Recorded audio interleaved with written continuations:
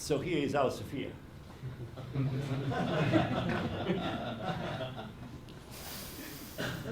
You remember the movie? This is what happens, right? Huh? Look at this language now. Just look at this language here and help me. You may stop me at any point now. And the wisdom, Sophia, of afterthought, being an eon, conceived the thought from herself, and her rational consideration. Notice this, rationality here, right? Wisdom, right? Wisdom is nothing but the God, right? God's own wisdom, God's disposition, right? Huh? She's personified, right? But ultimately, it is God Himself who does it, right? Itself. Eons are divine disposition, God's disposition. It is God who is actually the main character throughout the whole story. It is God actually who, in a way, creates, through personified wisdom, realizes the flaw in this whole rational project, and she wanted to show forth the likeness out of herself, the rational likeness, rational idea of God. And then what happens, she realized that she has no support of her partner. We are in sexual language. And then suddenly she brought forth, and out of her was shown forth an imperfect product that was different from her form, because she had made it without her consent. And compared to the likeness of its mother, it was mishappen, having another form. This is it. So this is and then later on, this miscarriage is going to be called the garment of darkness, the dark matter. This ugly offshoot, ugly miscarriage, ugly product, right? That in the end, of course, somehow has to be dealt with. Another point in the story. How do you deal with your own, I can use that term, with your own excrement? How do you deal with your own stuff you don't like? Huh? Flush it. But that's wrong. Leave it on the neighbor's doorstep. Huh? Yeah, but in a way, that's the problem of this next stage of the story. What do you do with this? What do you do with it?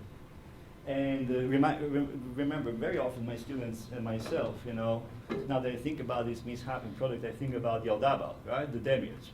We're not yet there. The damage is not yet created. It's just the dark, material, right? That you have in front of yourself, and it's ugly. It has the form, it's a kind of form of some sort of lion-like, snake-like mutant, right? But yet it's not yet capable of doing anything. It's not an active character. It's just a dead piece, a misformed, malformed, dead piece of something dark, right? That need to be disposed. Flush it off. Is that the best way?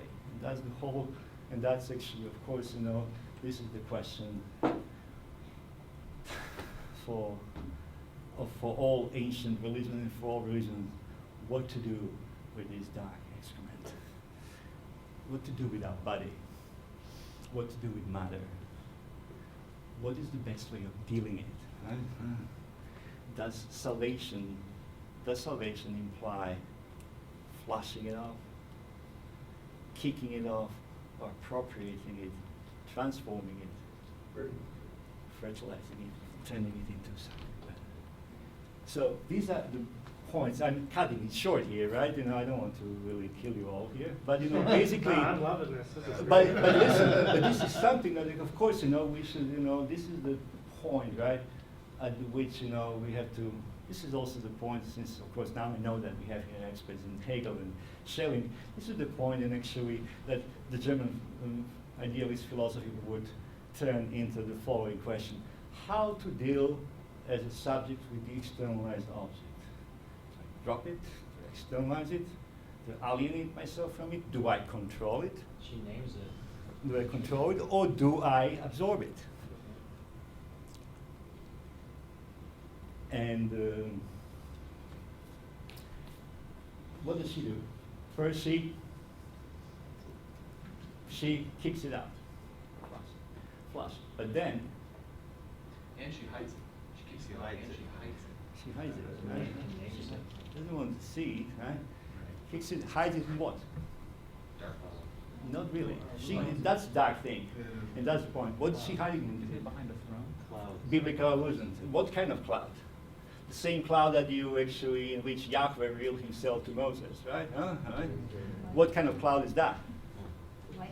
Luminous cloud. Where is the light coming from?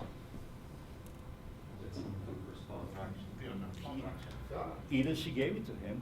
That's the story that you will find in other Gnostic myths, in the hypothesis of the archons, right? In the origins of the world, there's a clear cut, there's a clear allusion to this point with Sophia, horrified by what she did, is trying to repair the damage. So not necessarily flash it, but repair it, control it. You cannot control the unconsciousness, right? Or the darkness. And this is the problem, actually, of course, this whole story of what to do with it. Marginalize it. As soon as you try to control it, it takes off, it rebels, goes away, like a devil, moves away, and creates its own realm, right? With a little bit of light in himself. And then this, famous verse comes from the second book of John. Not that he had seen what he is doing, but it is this kind of power, creative power in him he has stolen from his mother, that creates what? The likeness of the higher world. A bad copy, a semblance. Right?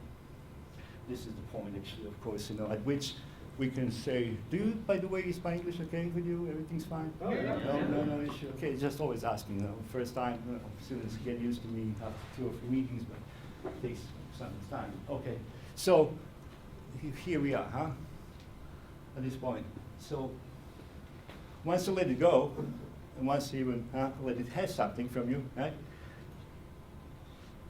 This apostate can create all sorts of problems, such as the world that over which he rules, that is a kind of bad copy and imitation of the higher world, and that has to be dealt with. Here we humans come in, right? Of course, you're about seeing, in the reflection of the darkness, right? The image of the first human being in actually from the heaven, right? Also imitates that, right? So not only does he imitate the number of eons and creates, 12 signs of the zodiac, just as there are 12 eons up there, right? He also, of course, creates and molds, right, the material human being, right? What do you do with this if you're up there? Do you let it go? Do you let it leave? Do you let these things there leave your existence? Why? My question here that I never resolved is why it is necessary to rescue, right? To repair the damage, right? Further on, right? Strip it away from its alien character. Right? That's the question, of course, that is very hard to answer, but you see, actually, of course, that's what the heavenly realm now has to deal with, right? The story continues, right? In what way? Sophia is doing this, and I'll stop here.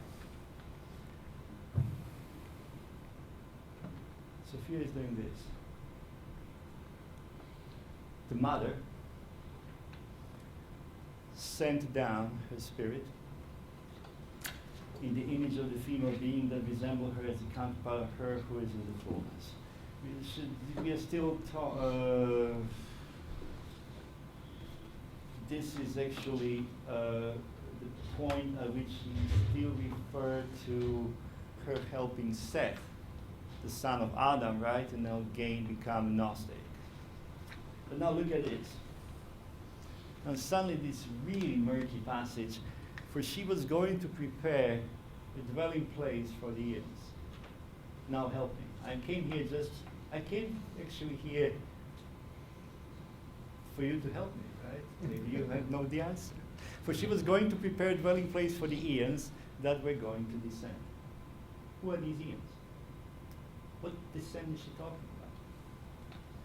She's most likely talking about, you know, this spiritual humanity that I think I mentioned in the beginning of my lecture. Have I?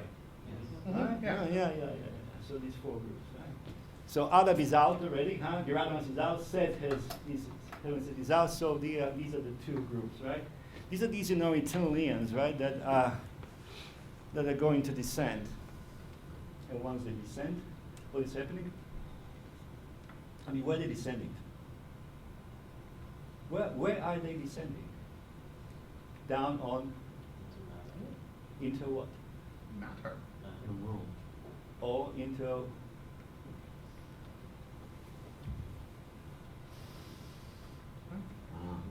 Individual. Yoldaba's human race.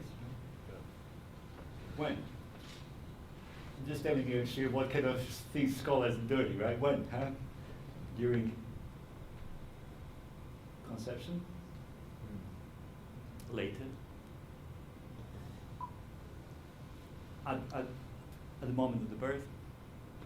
Many books and articles were written about that, you know, believe me. But anyway, so what I want to say is that, you know, in the end of in the end of the game, what is happening once they're down? What is happening? Immediately, once they're overflown with darkness, with dark matter, right? And the material flow, what happens? They forget where they are coming from, huh? They suffer and toil, right, in the material world until the moment of. This is not Plato anymore, right? They cannot get out of the cave by themselves. They need revelation. They need revelation. They need revelation, and they need, you know, this additional visit, right, by a divine agent, Sophia and her helpers, right, who are actually going in a way to remind them of where they are from. This is why Gnosticism is not philosophy, but religion, if you want to make that divide. And actually, of course, you know, then you are ready to go.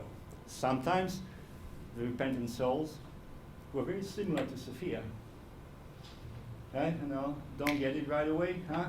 They have to repent, go through the circle of reincarnation, and then eventually, right, you know, get ready for the ascent.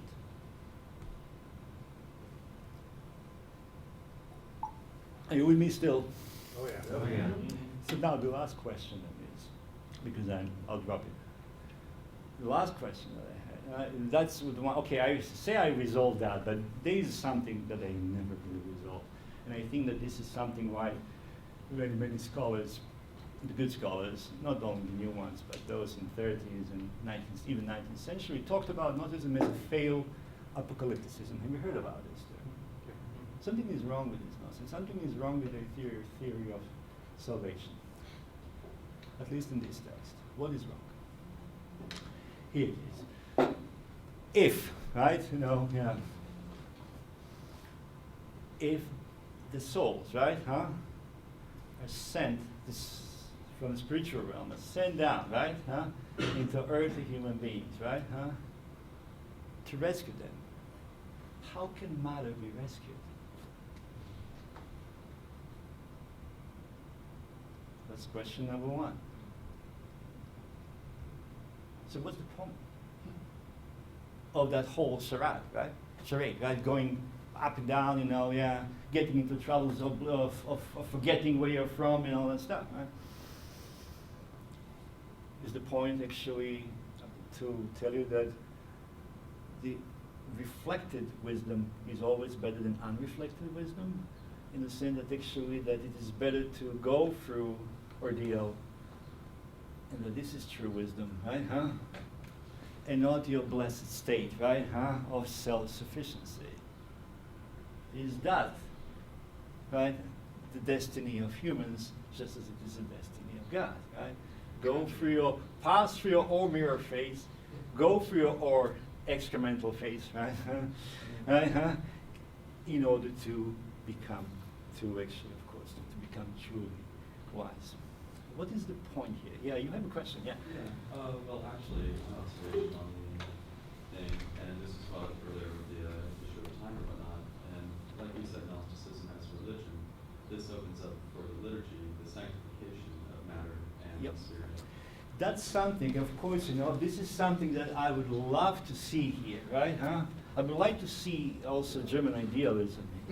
I would like to see this idea that these guys are kind of buying, even, Paul's idea of swallowing death, right? Of swallowing it, transforming it, transformative value. But what these guys are saying, actually, I don't have a passage here, is that unlike these repentant souls, that is, superheroes, right? Who don't need to go for reincarnations, they get it right away, They let the spirit grow in them immediately.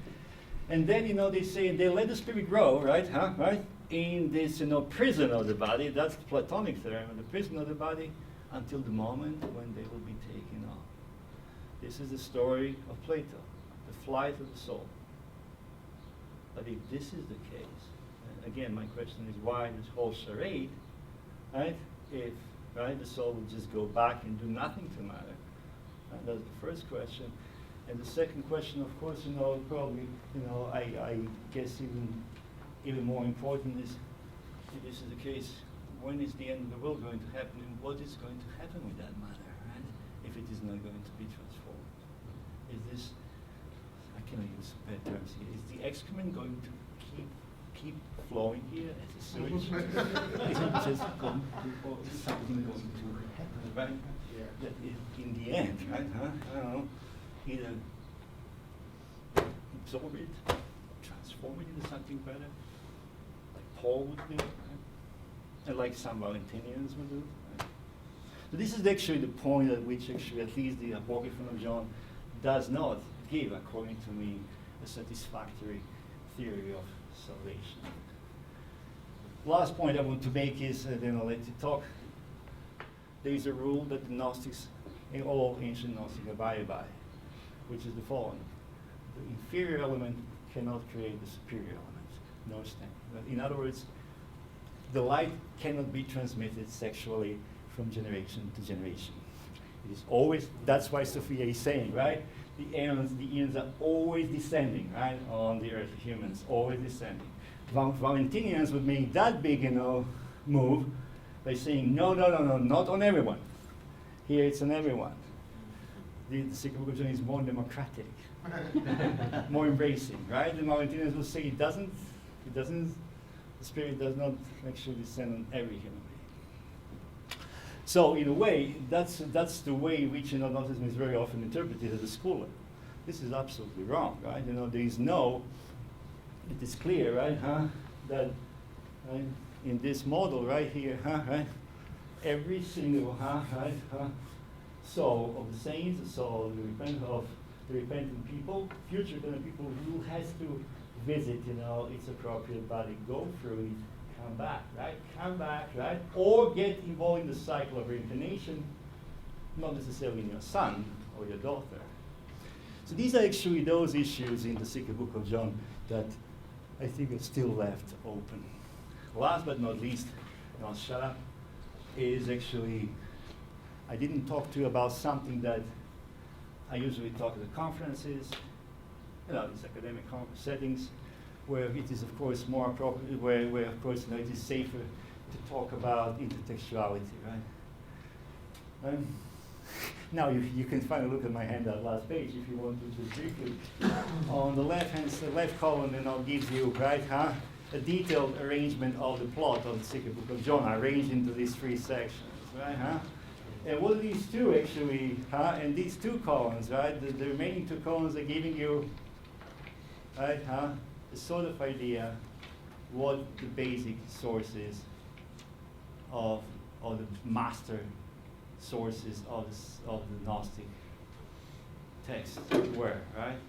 On the one hand, they heavily relied on Plato, right, right? Timaeus, even in its narrative, in following its narrative development, at a certain point they actually take up the book of Genesis. At what point? What is wrong with the book of Genesis? The book of Genesis does not give any information about the spiritual realm. Moses is the prophet of the blind God, and therefore can see only what his God sees. Right? Plato has seen it all. Wrongly, but he did see it. So the Gnostics say, right? There is another type of literature that they use, right? Written and inspired by the lady who stands in between the two worlds. That's our little sister, Sophia. The wisdom literature. Just as in the universe, the wisdom literature serves as a link between the spiritual and material realm. So in the construction of this text, the statements from wisdom literature serves as an interlink, intertext, that sometimes actually, especially in these areas, right, here, serve as a point of connection between Moses and Plato. So the free texts actually are the ones that govern, right, this whole enterprise. Wisdom literature, Plato, and Genesis. And what happens, of course, when you combine heterogeneous texts, when you put them together, is that none of them sounds exactly the same any longer. Plato's demiurge, who is wise and rational and good, is turned here into a mad guy, right? Jackson Pollock. Leonardo da Vinci turned into Jackson Pollock. But second, the wise wisdom of wisdom literature is turned into fallen wisdom. Right? The realm of ideas, stable ideas in Plato's philosophy is turned into the thoughts of God, his thought content. Only in this area of this soul, and even the souls, right, which are not hierarchically necessarily arranged. Sometimes they are, but very often not. In Plato's description of the immortal souls before they fall into a body, now suddenly classified. This is what they call intersectionality, right? The use of different texts which destabilizes all of them, right? And creates this new revisionist version of reality, that in the ancient times everybody hated for two reasons. Its universality, right, and its novelty, revisionist novelty. So I am finishing now with Harold Bloom. Remember how in the beginning I said I won't use terms revisionism, misprision, and so on and so on. In the end I had to actually come back to him and say, yes, that's what he said, and this is, I think, the actually best way to describe the whole Gnostic enterprise. Thank you so much for your patience. You were wonderful. I thought you would all fall asleep. Thanks.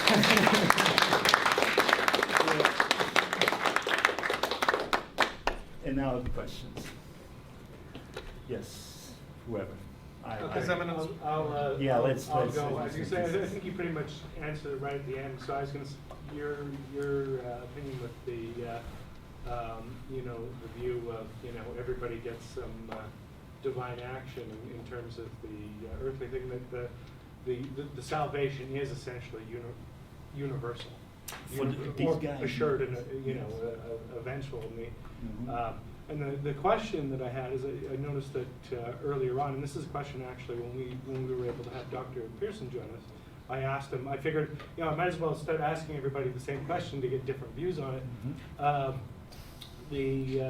You mentioned that essentially you alluded to God kind of sort of playing every part in the thing that you've got these four major characters, but God's behind every part. Yes. Would you view the Apocryphon as being essentially monistic or? Yeah, absolutely. I mean, listen, I know what let's stay clear. I didn't use the term monistic here, maybe monist, but my claim is, and I stand behind that, and I did study my philosophy, many of the other scholars actually more coming from the biblical area. It is the monistic system, right? With it, there is a single unitary divine principle out of which everything flows. What allows that flow, right? And what allows the continuation of the plot is that inner duality in that, first principle, the tension.